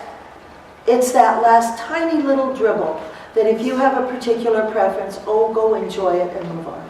That's what I'm talking. I hope you hear that in my comments and that you're not interpreting that I am saying it's okay to debug. No way am I saying that. Does that make sense? Yes. That's what I mean by nobody cares. And if I had my video camera here, I would show you a 45-second video to absolutely prove it. And I do prove it. Where I show a short video, and there's a huge thing in front of the video. And I say, how many of you saw this huge thing in the video? And they look at me like, well, what are you talking about? No, there wasn't. There was no big, huge thing. No. It was right there, and nobody saw it. Well, 10% of the people see it, 90% don't. And that would have been my proof. Because it amazes people who come to my workshops, and when they see that video, I just can't believe it. I can't believe it was there, and then I never saw that. So it's just a little exercise from a university that did a test in perception and awareness, and what we do observe. And I can tell you that you hear witnesses, eyewitnesses, who disagree. We talked about that earlier today. So because of that, that's where I'm coming from when I say it's invisible. Okay. So, we'll move on. Yeah, make sure your transcript shows the correct hour. All right, AM and PM, we talked about that. Military time, there's no colons. If it's 23:15, it's 2315 with no colons. Consistency suggests cents follow the same format. If they talked about, if it was $1.06, we would write dollar symbol 1.06. We would not write and 39 cents for the blue color instead of the red color. We would write $.9636, whatever the cents is. We would not write CENTS. We would be consistent with the dollar symbol and the cents. Okay? Addresses should be written as digits except for the number 1. Where's your office? It's at number 1 Heritage Avenue. That's when we would write the ONE, PM time, in an address. Are we good? All right. Percentages are written in figures. They lost by 3%. The revenue grew by 14%. Do we write the word or the symbol? The word. Oh, the word. The word. Generally speaking, that's kind of how we do it in our transcripts. Okay? We do write the word. All right. So, percentages. Heights are written in digits. She is 6 feet 4 inches. The child is 4'11", or the child is 4-11. You can write both. Okay. They're both readable. That's what counts. And they're both accurate, hopefully. That's all we really care about. Make sure you are accurate. Okay. The inferred decimal point should be included in the transcript. What do we mean by an inferred decimal point? What if they say a number and they don't say decimal point or point? Like a 9mm block? Like a 9mm block, exactly. Thank you. So when you say 9mm, you put the .9. He has a .357 Magnum in his room. He has a .357 Magnum. See how smart we are? See how intelligent we are? We have this innate intelligence. So we know how to write these numbers. And we can do our decimal point, and especially, oh, thank you, CAT software. Our CAT softwares automate this. Some of the CAT softwares automate this with the word point. Now, Eclipse, I know 100% for a fact. If you said he used and you wrote the word point, P-O-I-N-T, just spell it the normal way, point, 357 Magnum, it will give you a period 357. Space, period, 357. Our softwares automate numbers beautifully with decimal points. So you don't even have to have a fancy figure. I taught myself all these little things because it was before the days of CAT software being so wonderful. I taught myself real time in 1991 and 1992. So there was no book to read, there was nothing to look up. Oh, the crazy things I did. You want to hear what I did? I'll just tell you very quickly. I took phrases, I broke them up into 2 and 3 strokes. Now, I'm a 1-stroke queen. Ms. Brief, Ms. 1-stroke. They called me the queen of 1-stroke. They called Pat Cuneo, my partner, the empress of 1-stroke. Because she used to say, if I can't write it in 1 stroke, they never said it.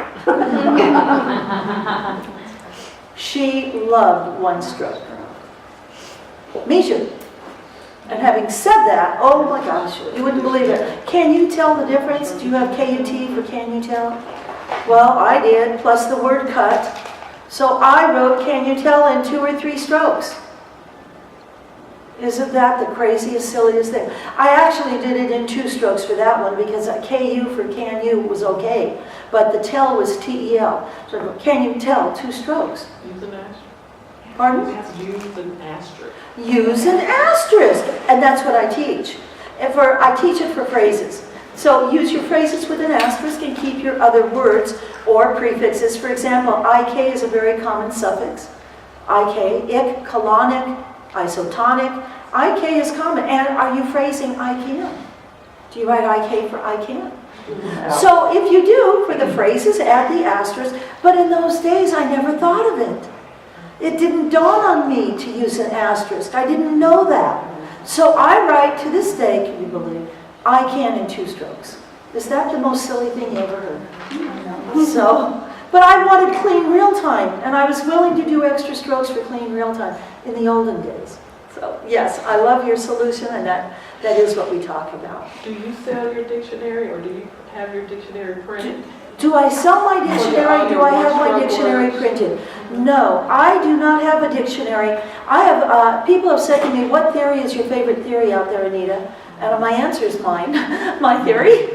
But I don't have it written out as a dictionary. If somebody wants to write my system, be my guest. I'll work with you. I will not sit and pore over books for months and months and create a dictionary. I'm not that type of person.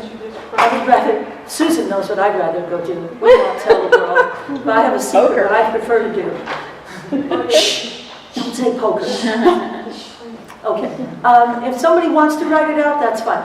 No, I offer ideas in my live workshops because I don't talk about one way of writing something. I teach court reporters from every walk of life, from every theory, from every longevity, from every personal nuance that you have. You have a style you like, this is comfortable for you, that you don't like. I like to work with you. My theory in a dictionary or in teaching real time is you write your way. I will offer you 3 or 4 choices, and you get to pick the one that feels best to you.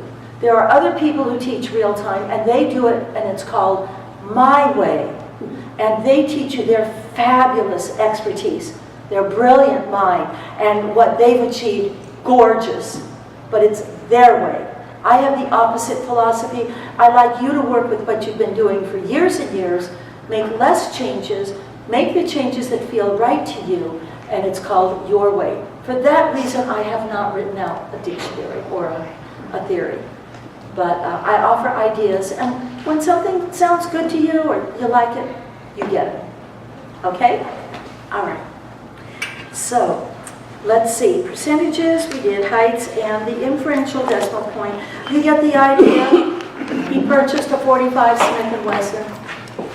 It would be great for you to take the basic numbers like 25, 33, 45, 9 millimeter, 357. It would be great for you to create a brief for those few numbers that might come up often, especially if you're in criminal court, and create a single brief which will give you your point and the number so that you can write that easily. Don't write it with Smith & Wesson, because what if you're doing another brand? Okay? If you've got a different brand rifle or gun or something like that. But if you have a way to write those numbers with the decimal point, there's only a handful of numbers that would require the decimal point first. Okay? So you can always invent a brief for something like that. All right. Thank you. Questions? I have one. Yes. 1,000, 2 1,000, how is that punctuated? Good question. How would you punctuate 1 1,000, 2 1,000, 3 1,000? Somebody's saying, to say it is like seconds, right? You're counting off the seconds, and you want to say, take up the time to use the phrase 1,000 to make it a full second. Is that the general gist of what you're talking about? So, if you count 1 1,000, 2 1,000, 3 1,000, 4 1,000, how would you write that? Okay, let's hear it. How would you write it, somebody? Yes, Tina. I think I don't even understand why they're saying that, but I think I would put ONE and then 1, TW and 2,000. Is that what you're saying? Okay, so Tina would write ONE space 1 digit 1 comma 000 TWO space digit 1 comma 000 to 1,000. 3 THREE space 1 comma 000. How many of you like that style? How many of you like the comma after each one? Yeah. All right. Personally, I think that's perfect. I love that style because it's easy to read, and I'm into easy to read. And if I'm wrong, good for me. I'm going to write this once every 9 years. Do you understand what I'm saying? It's a great question, it could come up, but how often do we really write that? So I like easy to read, I like legible. I think what you said, Tina, was absolutely perfect. Does someone else have another opinion? Sure, we could write O-N-E space O-N-E space T-H-O-U-S-A-N-D, etc. But I like what Tina said. I like the 1 comma O-O-O. That looks like 1,000 to me. And it reads beautifully with a written out number 1, 1,000, 2, 1,000, 3, 1,000, 4, 1,000. So that's our answer anyway. We good? All right. But I hope that what you're hearing in my answer is that you can kind of just do what you feel like and it's okay. You're okay. Because it's very, almost obsolete. It comes up very, very rarely. And for things that come up very rarely, we don't need to worry a lot. Okay? So, great question. Are there any other questions? Any other thoughts? And by the way, when I ask for questions, I'm talking about from the whole day. It doesn't just need to be on what we're on right now. But we've been talking about numbers, and we pretty much covered numbers in our court reporting. Good? All right, yes. You could probably tell that Chuck story now. You said you had a great Chuck. Oh, I could tell the Chuck story now. Okay, we do have time. All right, Chuck Motter, fabulous captioner, fabulous card provider, one of the dearest, sweetest people on the planet. He is a brilliant writer. He's another one of those who transit 99.9 to 100%. And if you come to my workshop, there's a good chance you'll see a video with Chuck and his card performance on video in a classroom with a deaf student. God bless you. And he's a seasoned, quality, experienced card provider. Chuck did not have an opportunity to meet a new client in advance. So it's first day of class, it's a graduate class in college, and he's going to sit next to a gentleman in microbiology. The microbiology class was very, very difficult. It's at a master's degree level. It's a medical class. And Chuck did something that I would not do, and I don't recommend that you all do this, but Chuck is very obsessive compulsive. He's the first to admit it. And what he did was 3 or 4 weeks before the class, he went and he purchased every textbook on microbiology, including the book that's going to be used in the class that he's assigned to, in order to cart. He interviewed all of the microbiology professors in advance, asked for notes in advance. He pored over these books, and by the way, that's P-O-R-E-D. We do spelling, don't we?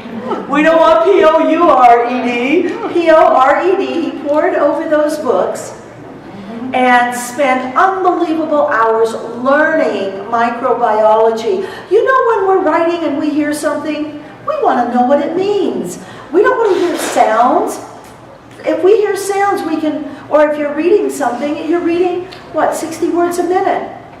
Or we're writing, instead of 200 words a minute, we're writing 120. We're writing 130 words a minute if we're writing a foreign language.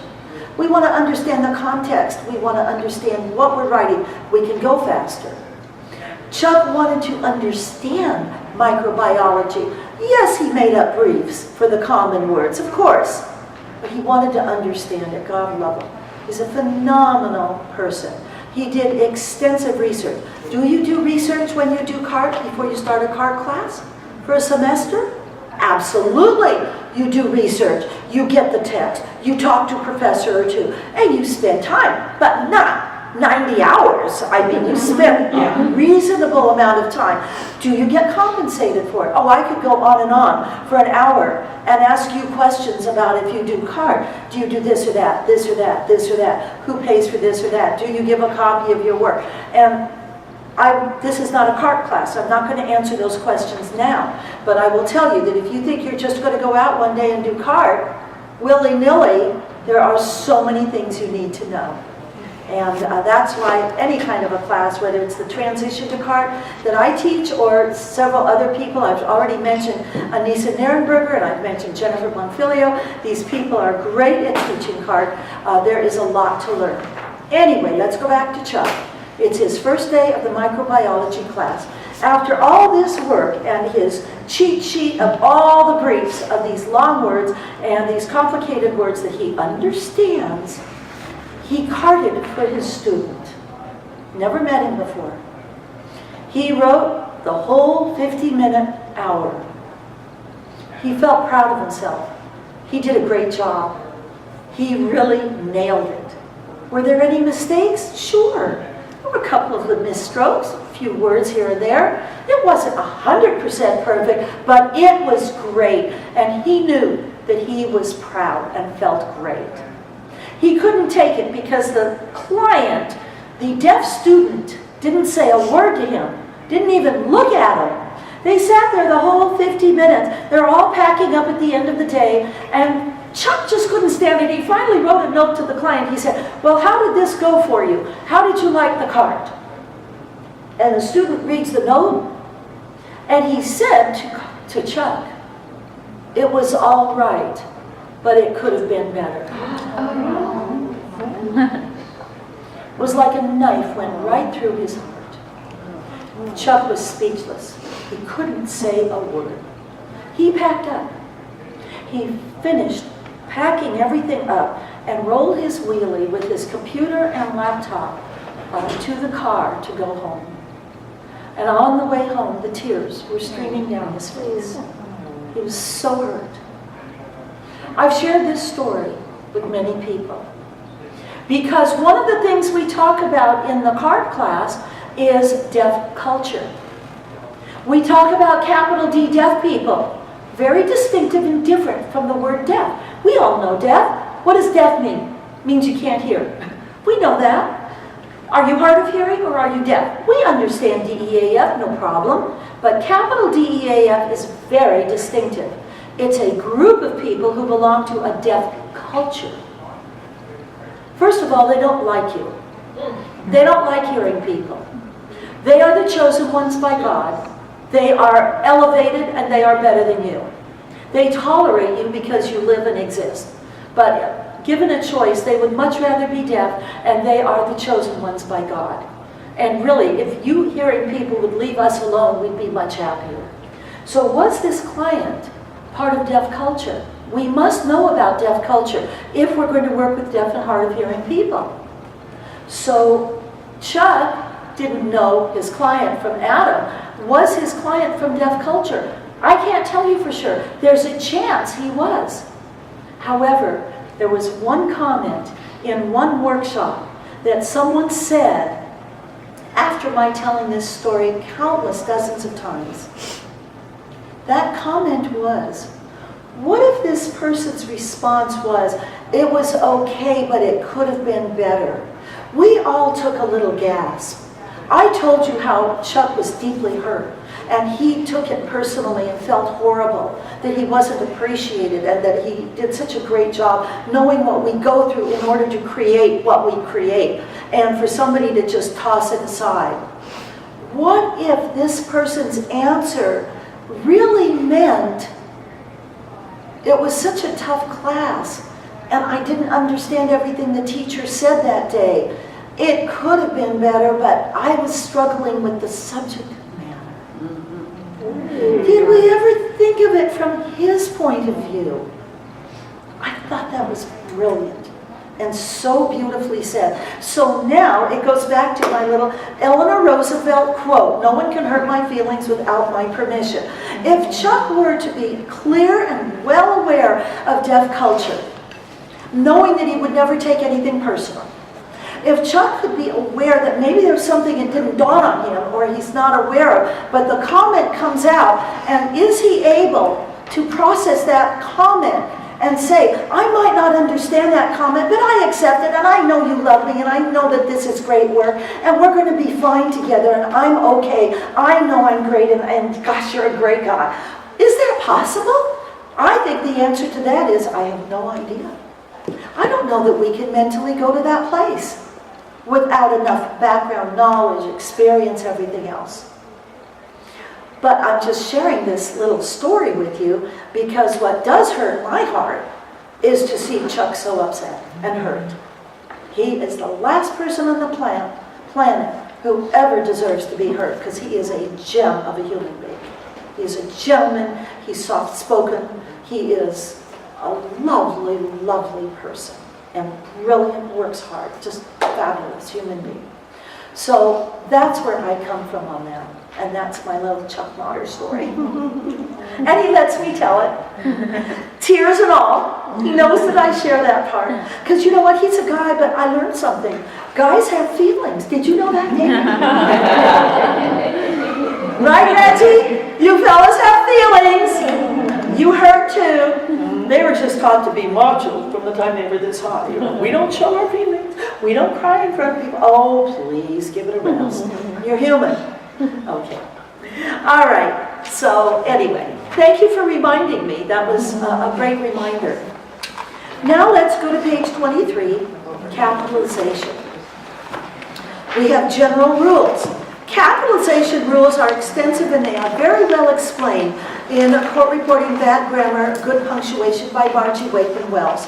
That is her book, and she's in the middle of rewriting the book and giving us a new, latest version, even though she had written the book originally and did a brilliant job on her first version. So yes, we can use her first version, and as the new version will come out in the near future, another great, brilliant book for us to use as a reference. I highly recommend this comprehensive book for court reporters, along with her corresponding workbook through NCRA. General rules. Cap the first word of a sentence or a fragment that stands alone. Cap holidays, Valentine's Day, Halloween, etc. Events in history, the Renaissance, trade names, Xerox, official documents, Declaration of Independence, street names. Folks, you can read this. This is review. And if you want to discuss any of these, I'm happy to. But it is all spelled out for you. It is all basic capitalization rules. I do not need to read all of this to you because you've had this kind of information throughout the years, and it is easily spelled out for you. You can see it's a very extensive list of rules for capitalization.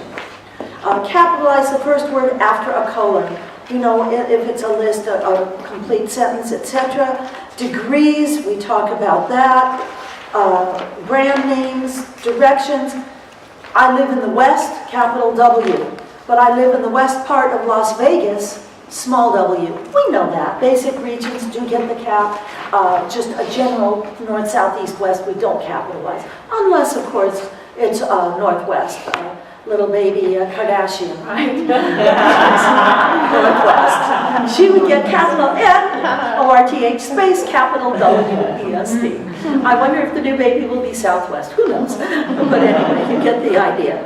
And let me just share with you on page 24. This you'll do at home at your leisure. We never take the time in class to do this because it would take far too long. And that is on page 24. Here are 14 sentences that you capitalize. Circle or underline the capital letter for each proper word. For example, I went to California with my Italian friends, number 2. I, of course, gets a cap. California gets a cap. Italian gets a cap. Like, we don't know that? Come on. Of course we know that. Everybody in this room would have gotten that perfect. Am I right? Say yes. Yes. Yeah. Except me. Except you. Well, you're Jeff. That's Jeff Justice. He wouldn't get it right, but that's okay. That's why he has us. You see why he does these workshops? He makes a lot of friends. All right. And our last page, page 25, parentheticals. Use parentheticals. We know that, but use them sparingly. And there are times when we don't need them. The witness is on the witness stand.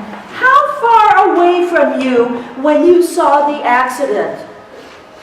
Well, if the witness says I was about 35 feet away, you're right, I was about 35 feet away. If the witness says, well, I was from here to the coffee pot. And then the next question is, do you wear glasses? Or was anybody else with you who saw the accident? Whatever the question is. From here to the coffee pot is a stupid answer. It doesn't belong in the record. It is illegible, it is unclear, and if you are a kind, loving, sweet person, on the break or at the lunch hour, you might tell the attorney, when you allow an answer from here to the coffee pot in the record, it means nothing. As an attorney, you're supposed to clarify. For the record, I am saying that from the witness to the coffee pot's approximately 55 feet away or 35 feet away, whatever it is. So they clarify. Some court reporters will write from here to the coffee pot, paren, indicating, and paren. If you do that, you do that. Some court reporters do not write indicating. If you don't do that, don't do it. It's all correct. If you are going to do it, please do it rarely. You don't need to have 26 indicatings in a record. You don't need all these little parentheticals. If you want to write them once in a while, that's your business, but it means nothing. If you want, from here to that coffee pot. If you want to write indicating, phooey, whatever. I'm not going to tell you not to. I'm going to tell you do it rarely if you do it, and if you don't ever do it, you're fine. So that's the story on parentheticals. If you are carting for a deaf person, you want to put in all parentheticals you can think of. For example, if you're writing along, the professor is giving a speech on microbiology, and all of a sudden, that sounded like a blast from next door. You want to write a parenthetical. There was a loud bang. There was a loud noise. Parenthetical. Then that sounded like a blast from next door. You can write the word applause. You can write the word laughter. Another very important thing to write is nothing is happening. You're writing along. A deaf person is reading the screen, and all of a sudden you're sitting, and everybody's sitting.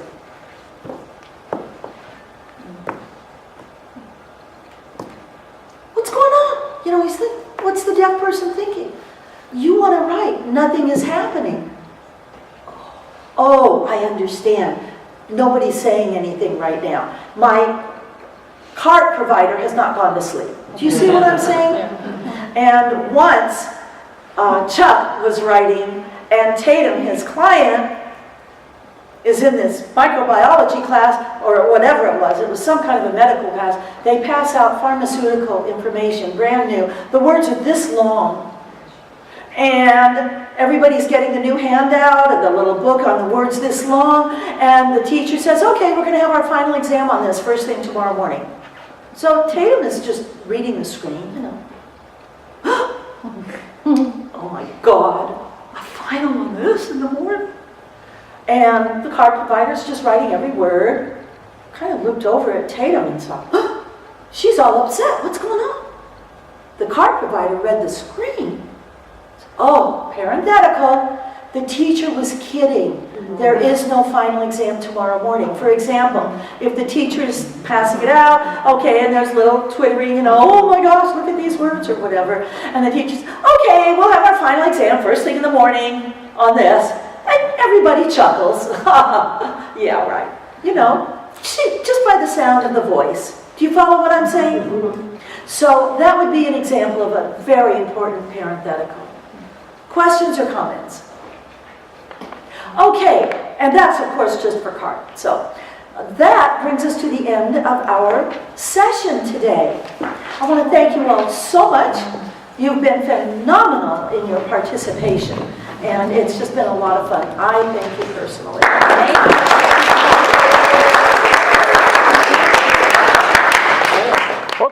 Well, there you go. You're done. How easy was that? I hope you had a great time taking this program. Now you have a few more CEUs to add to your CEU bucket there.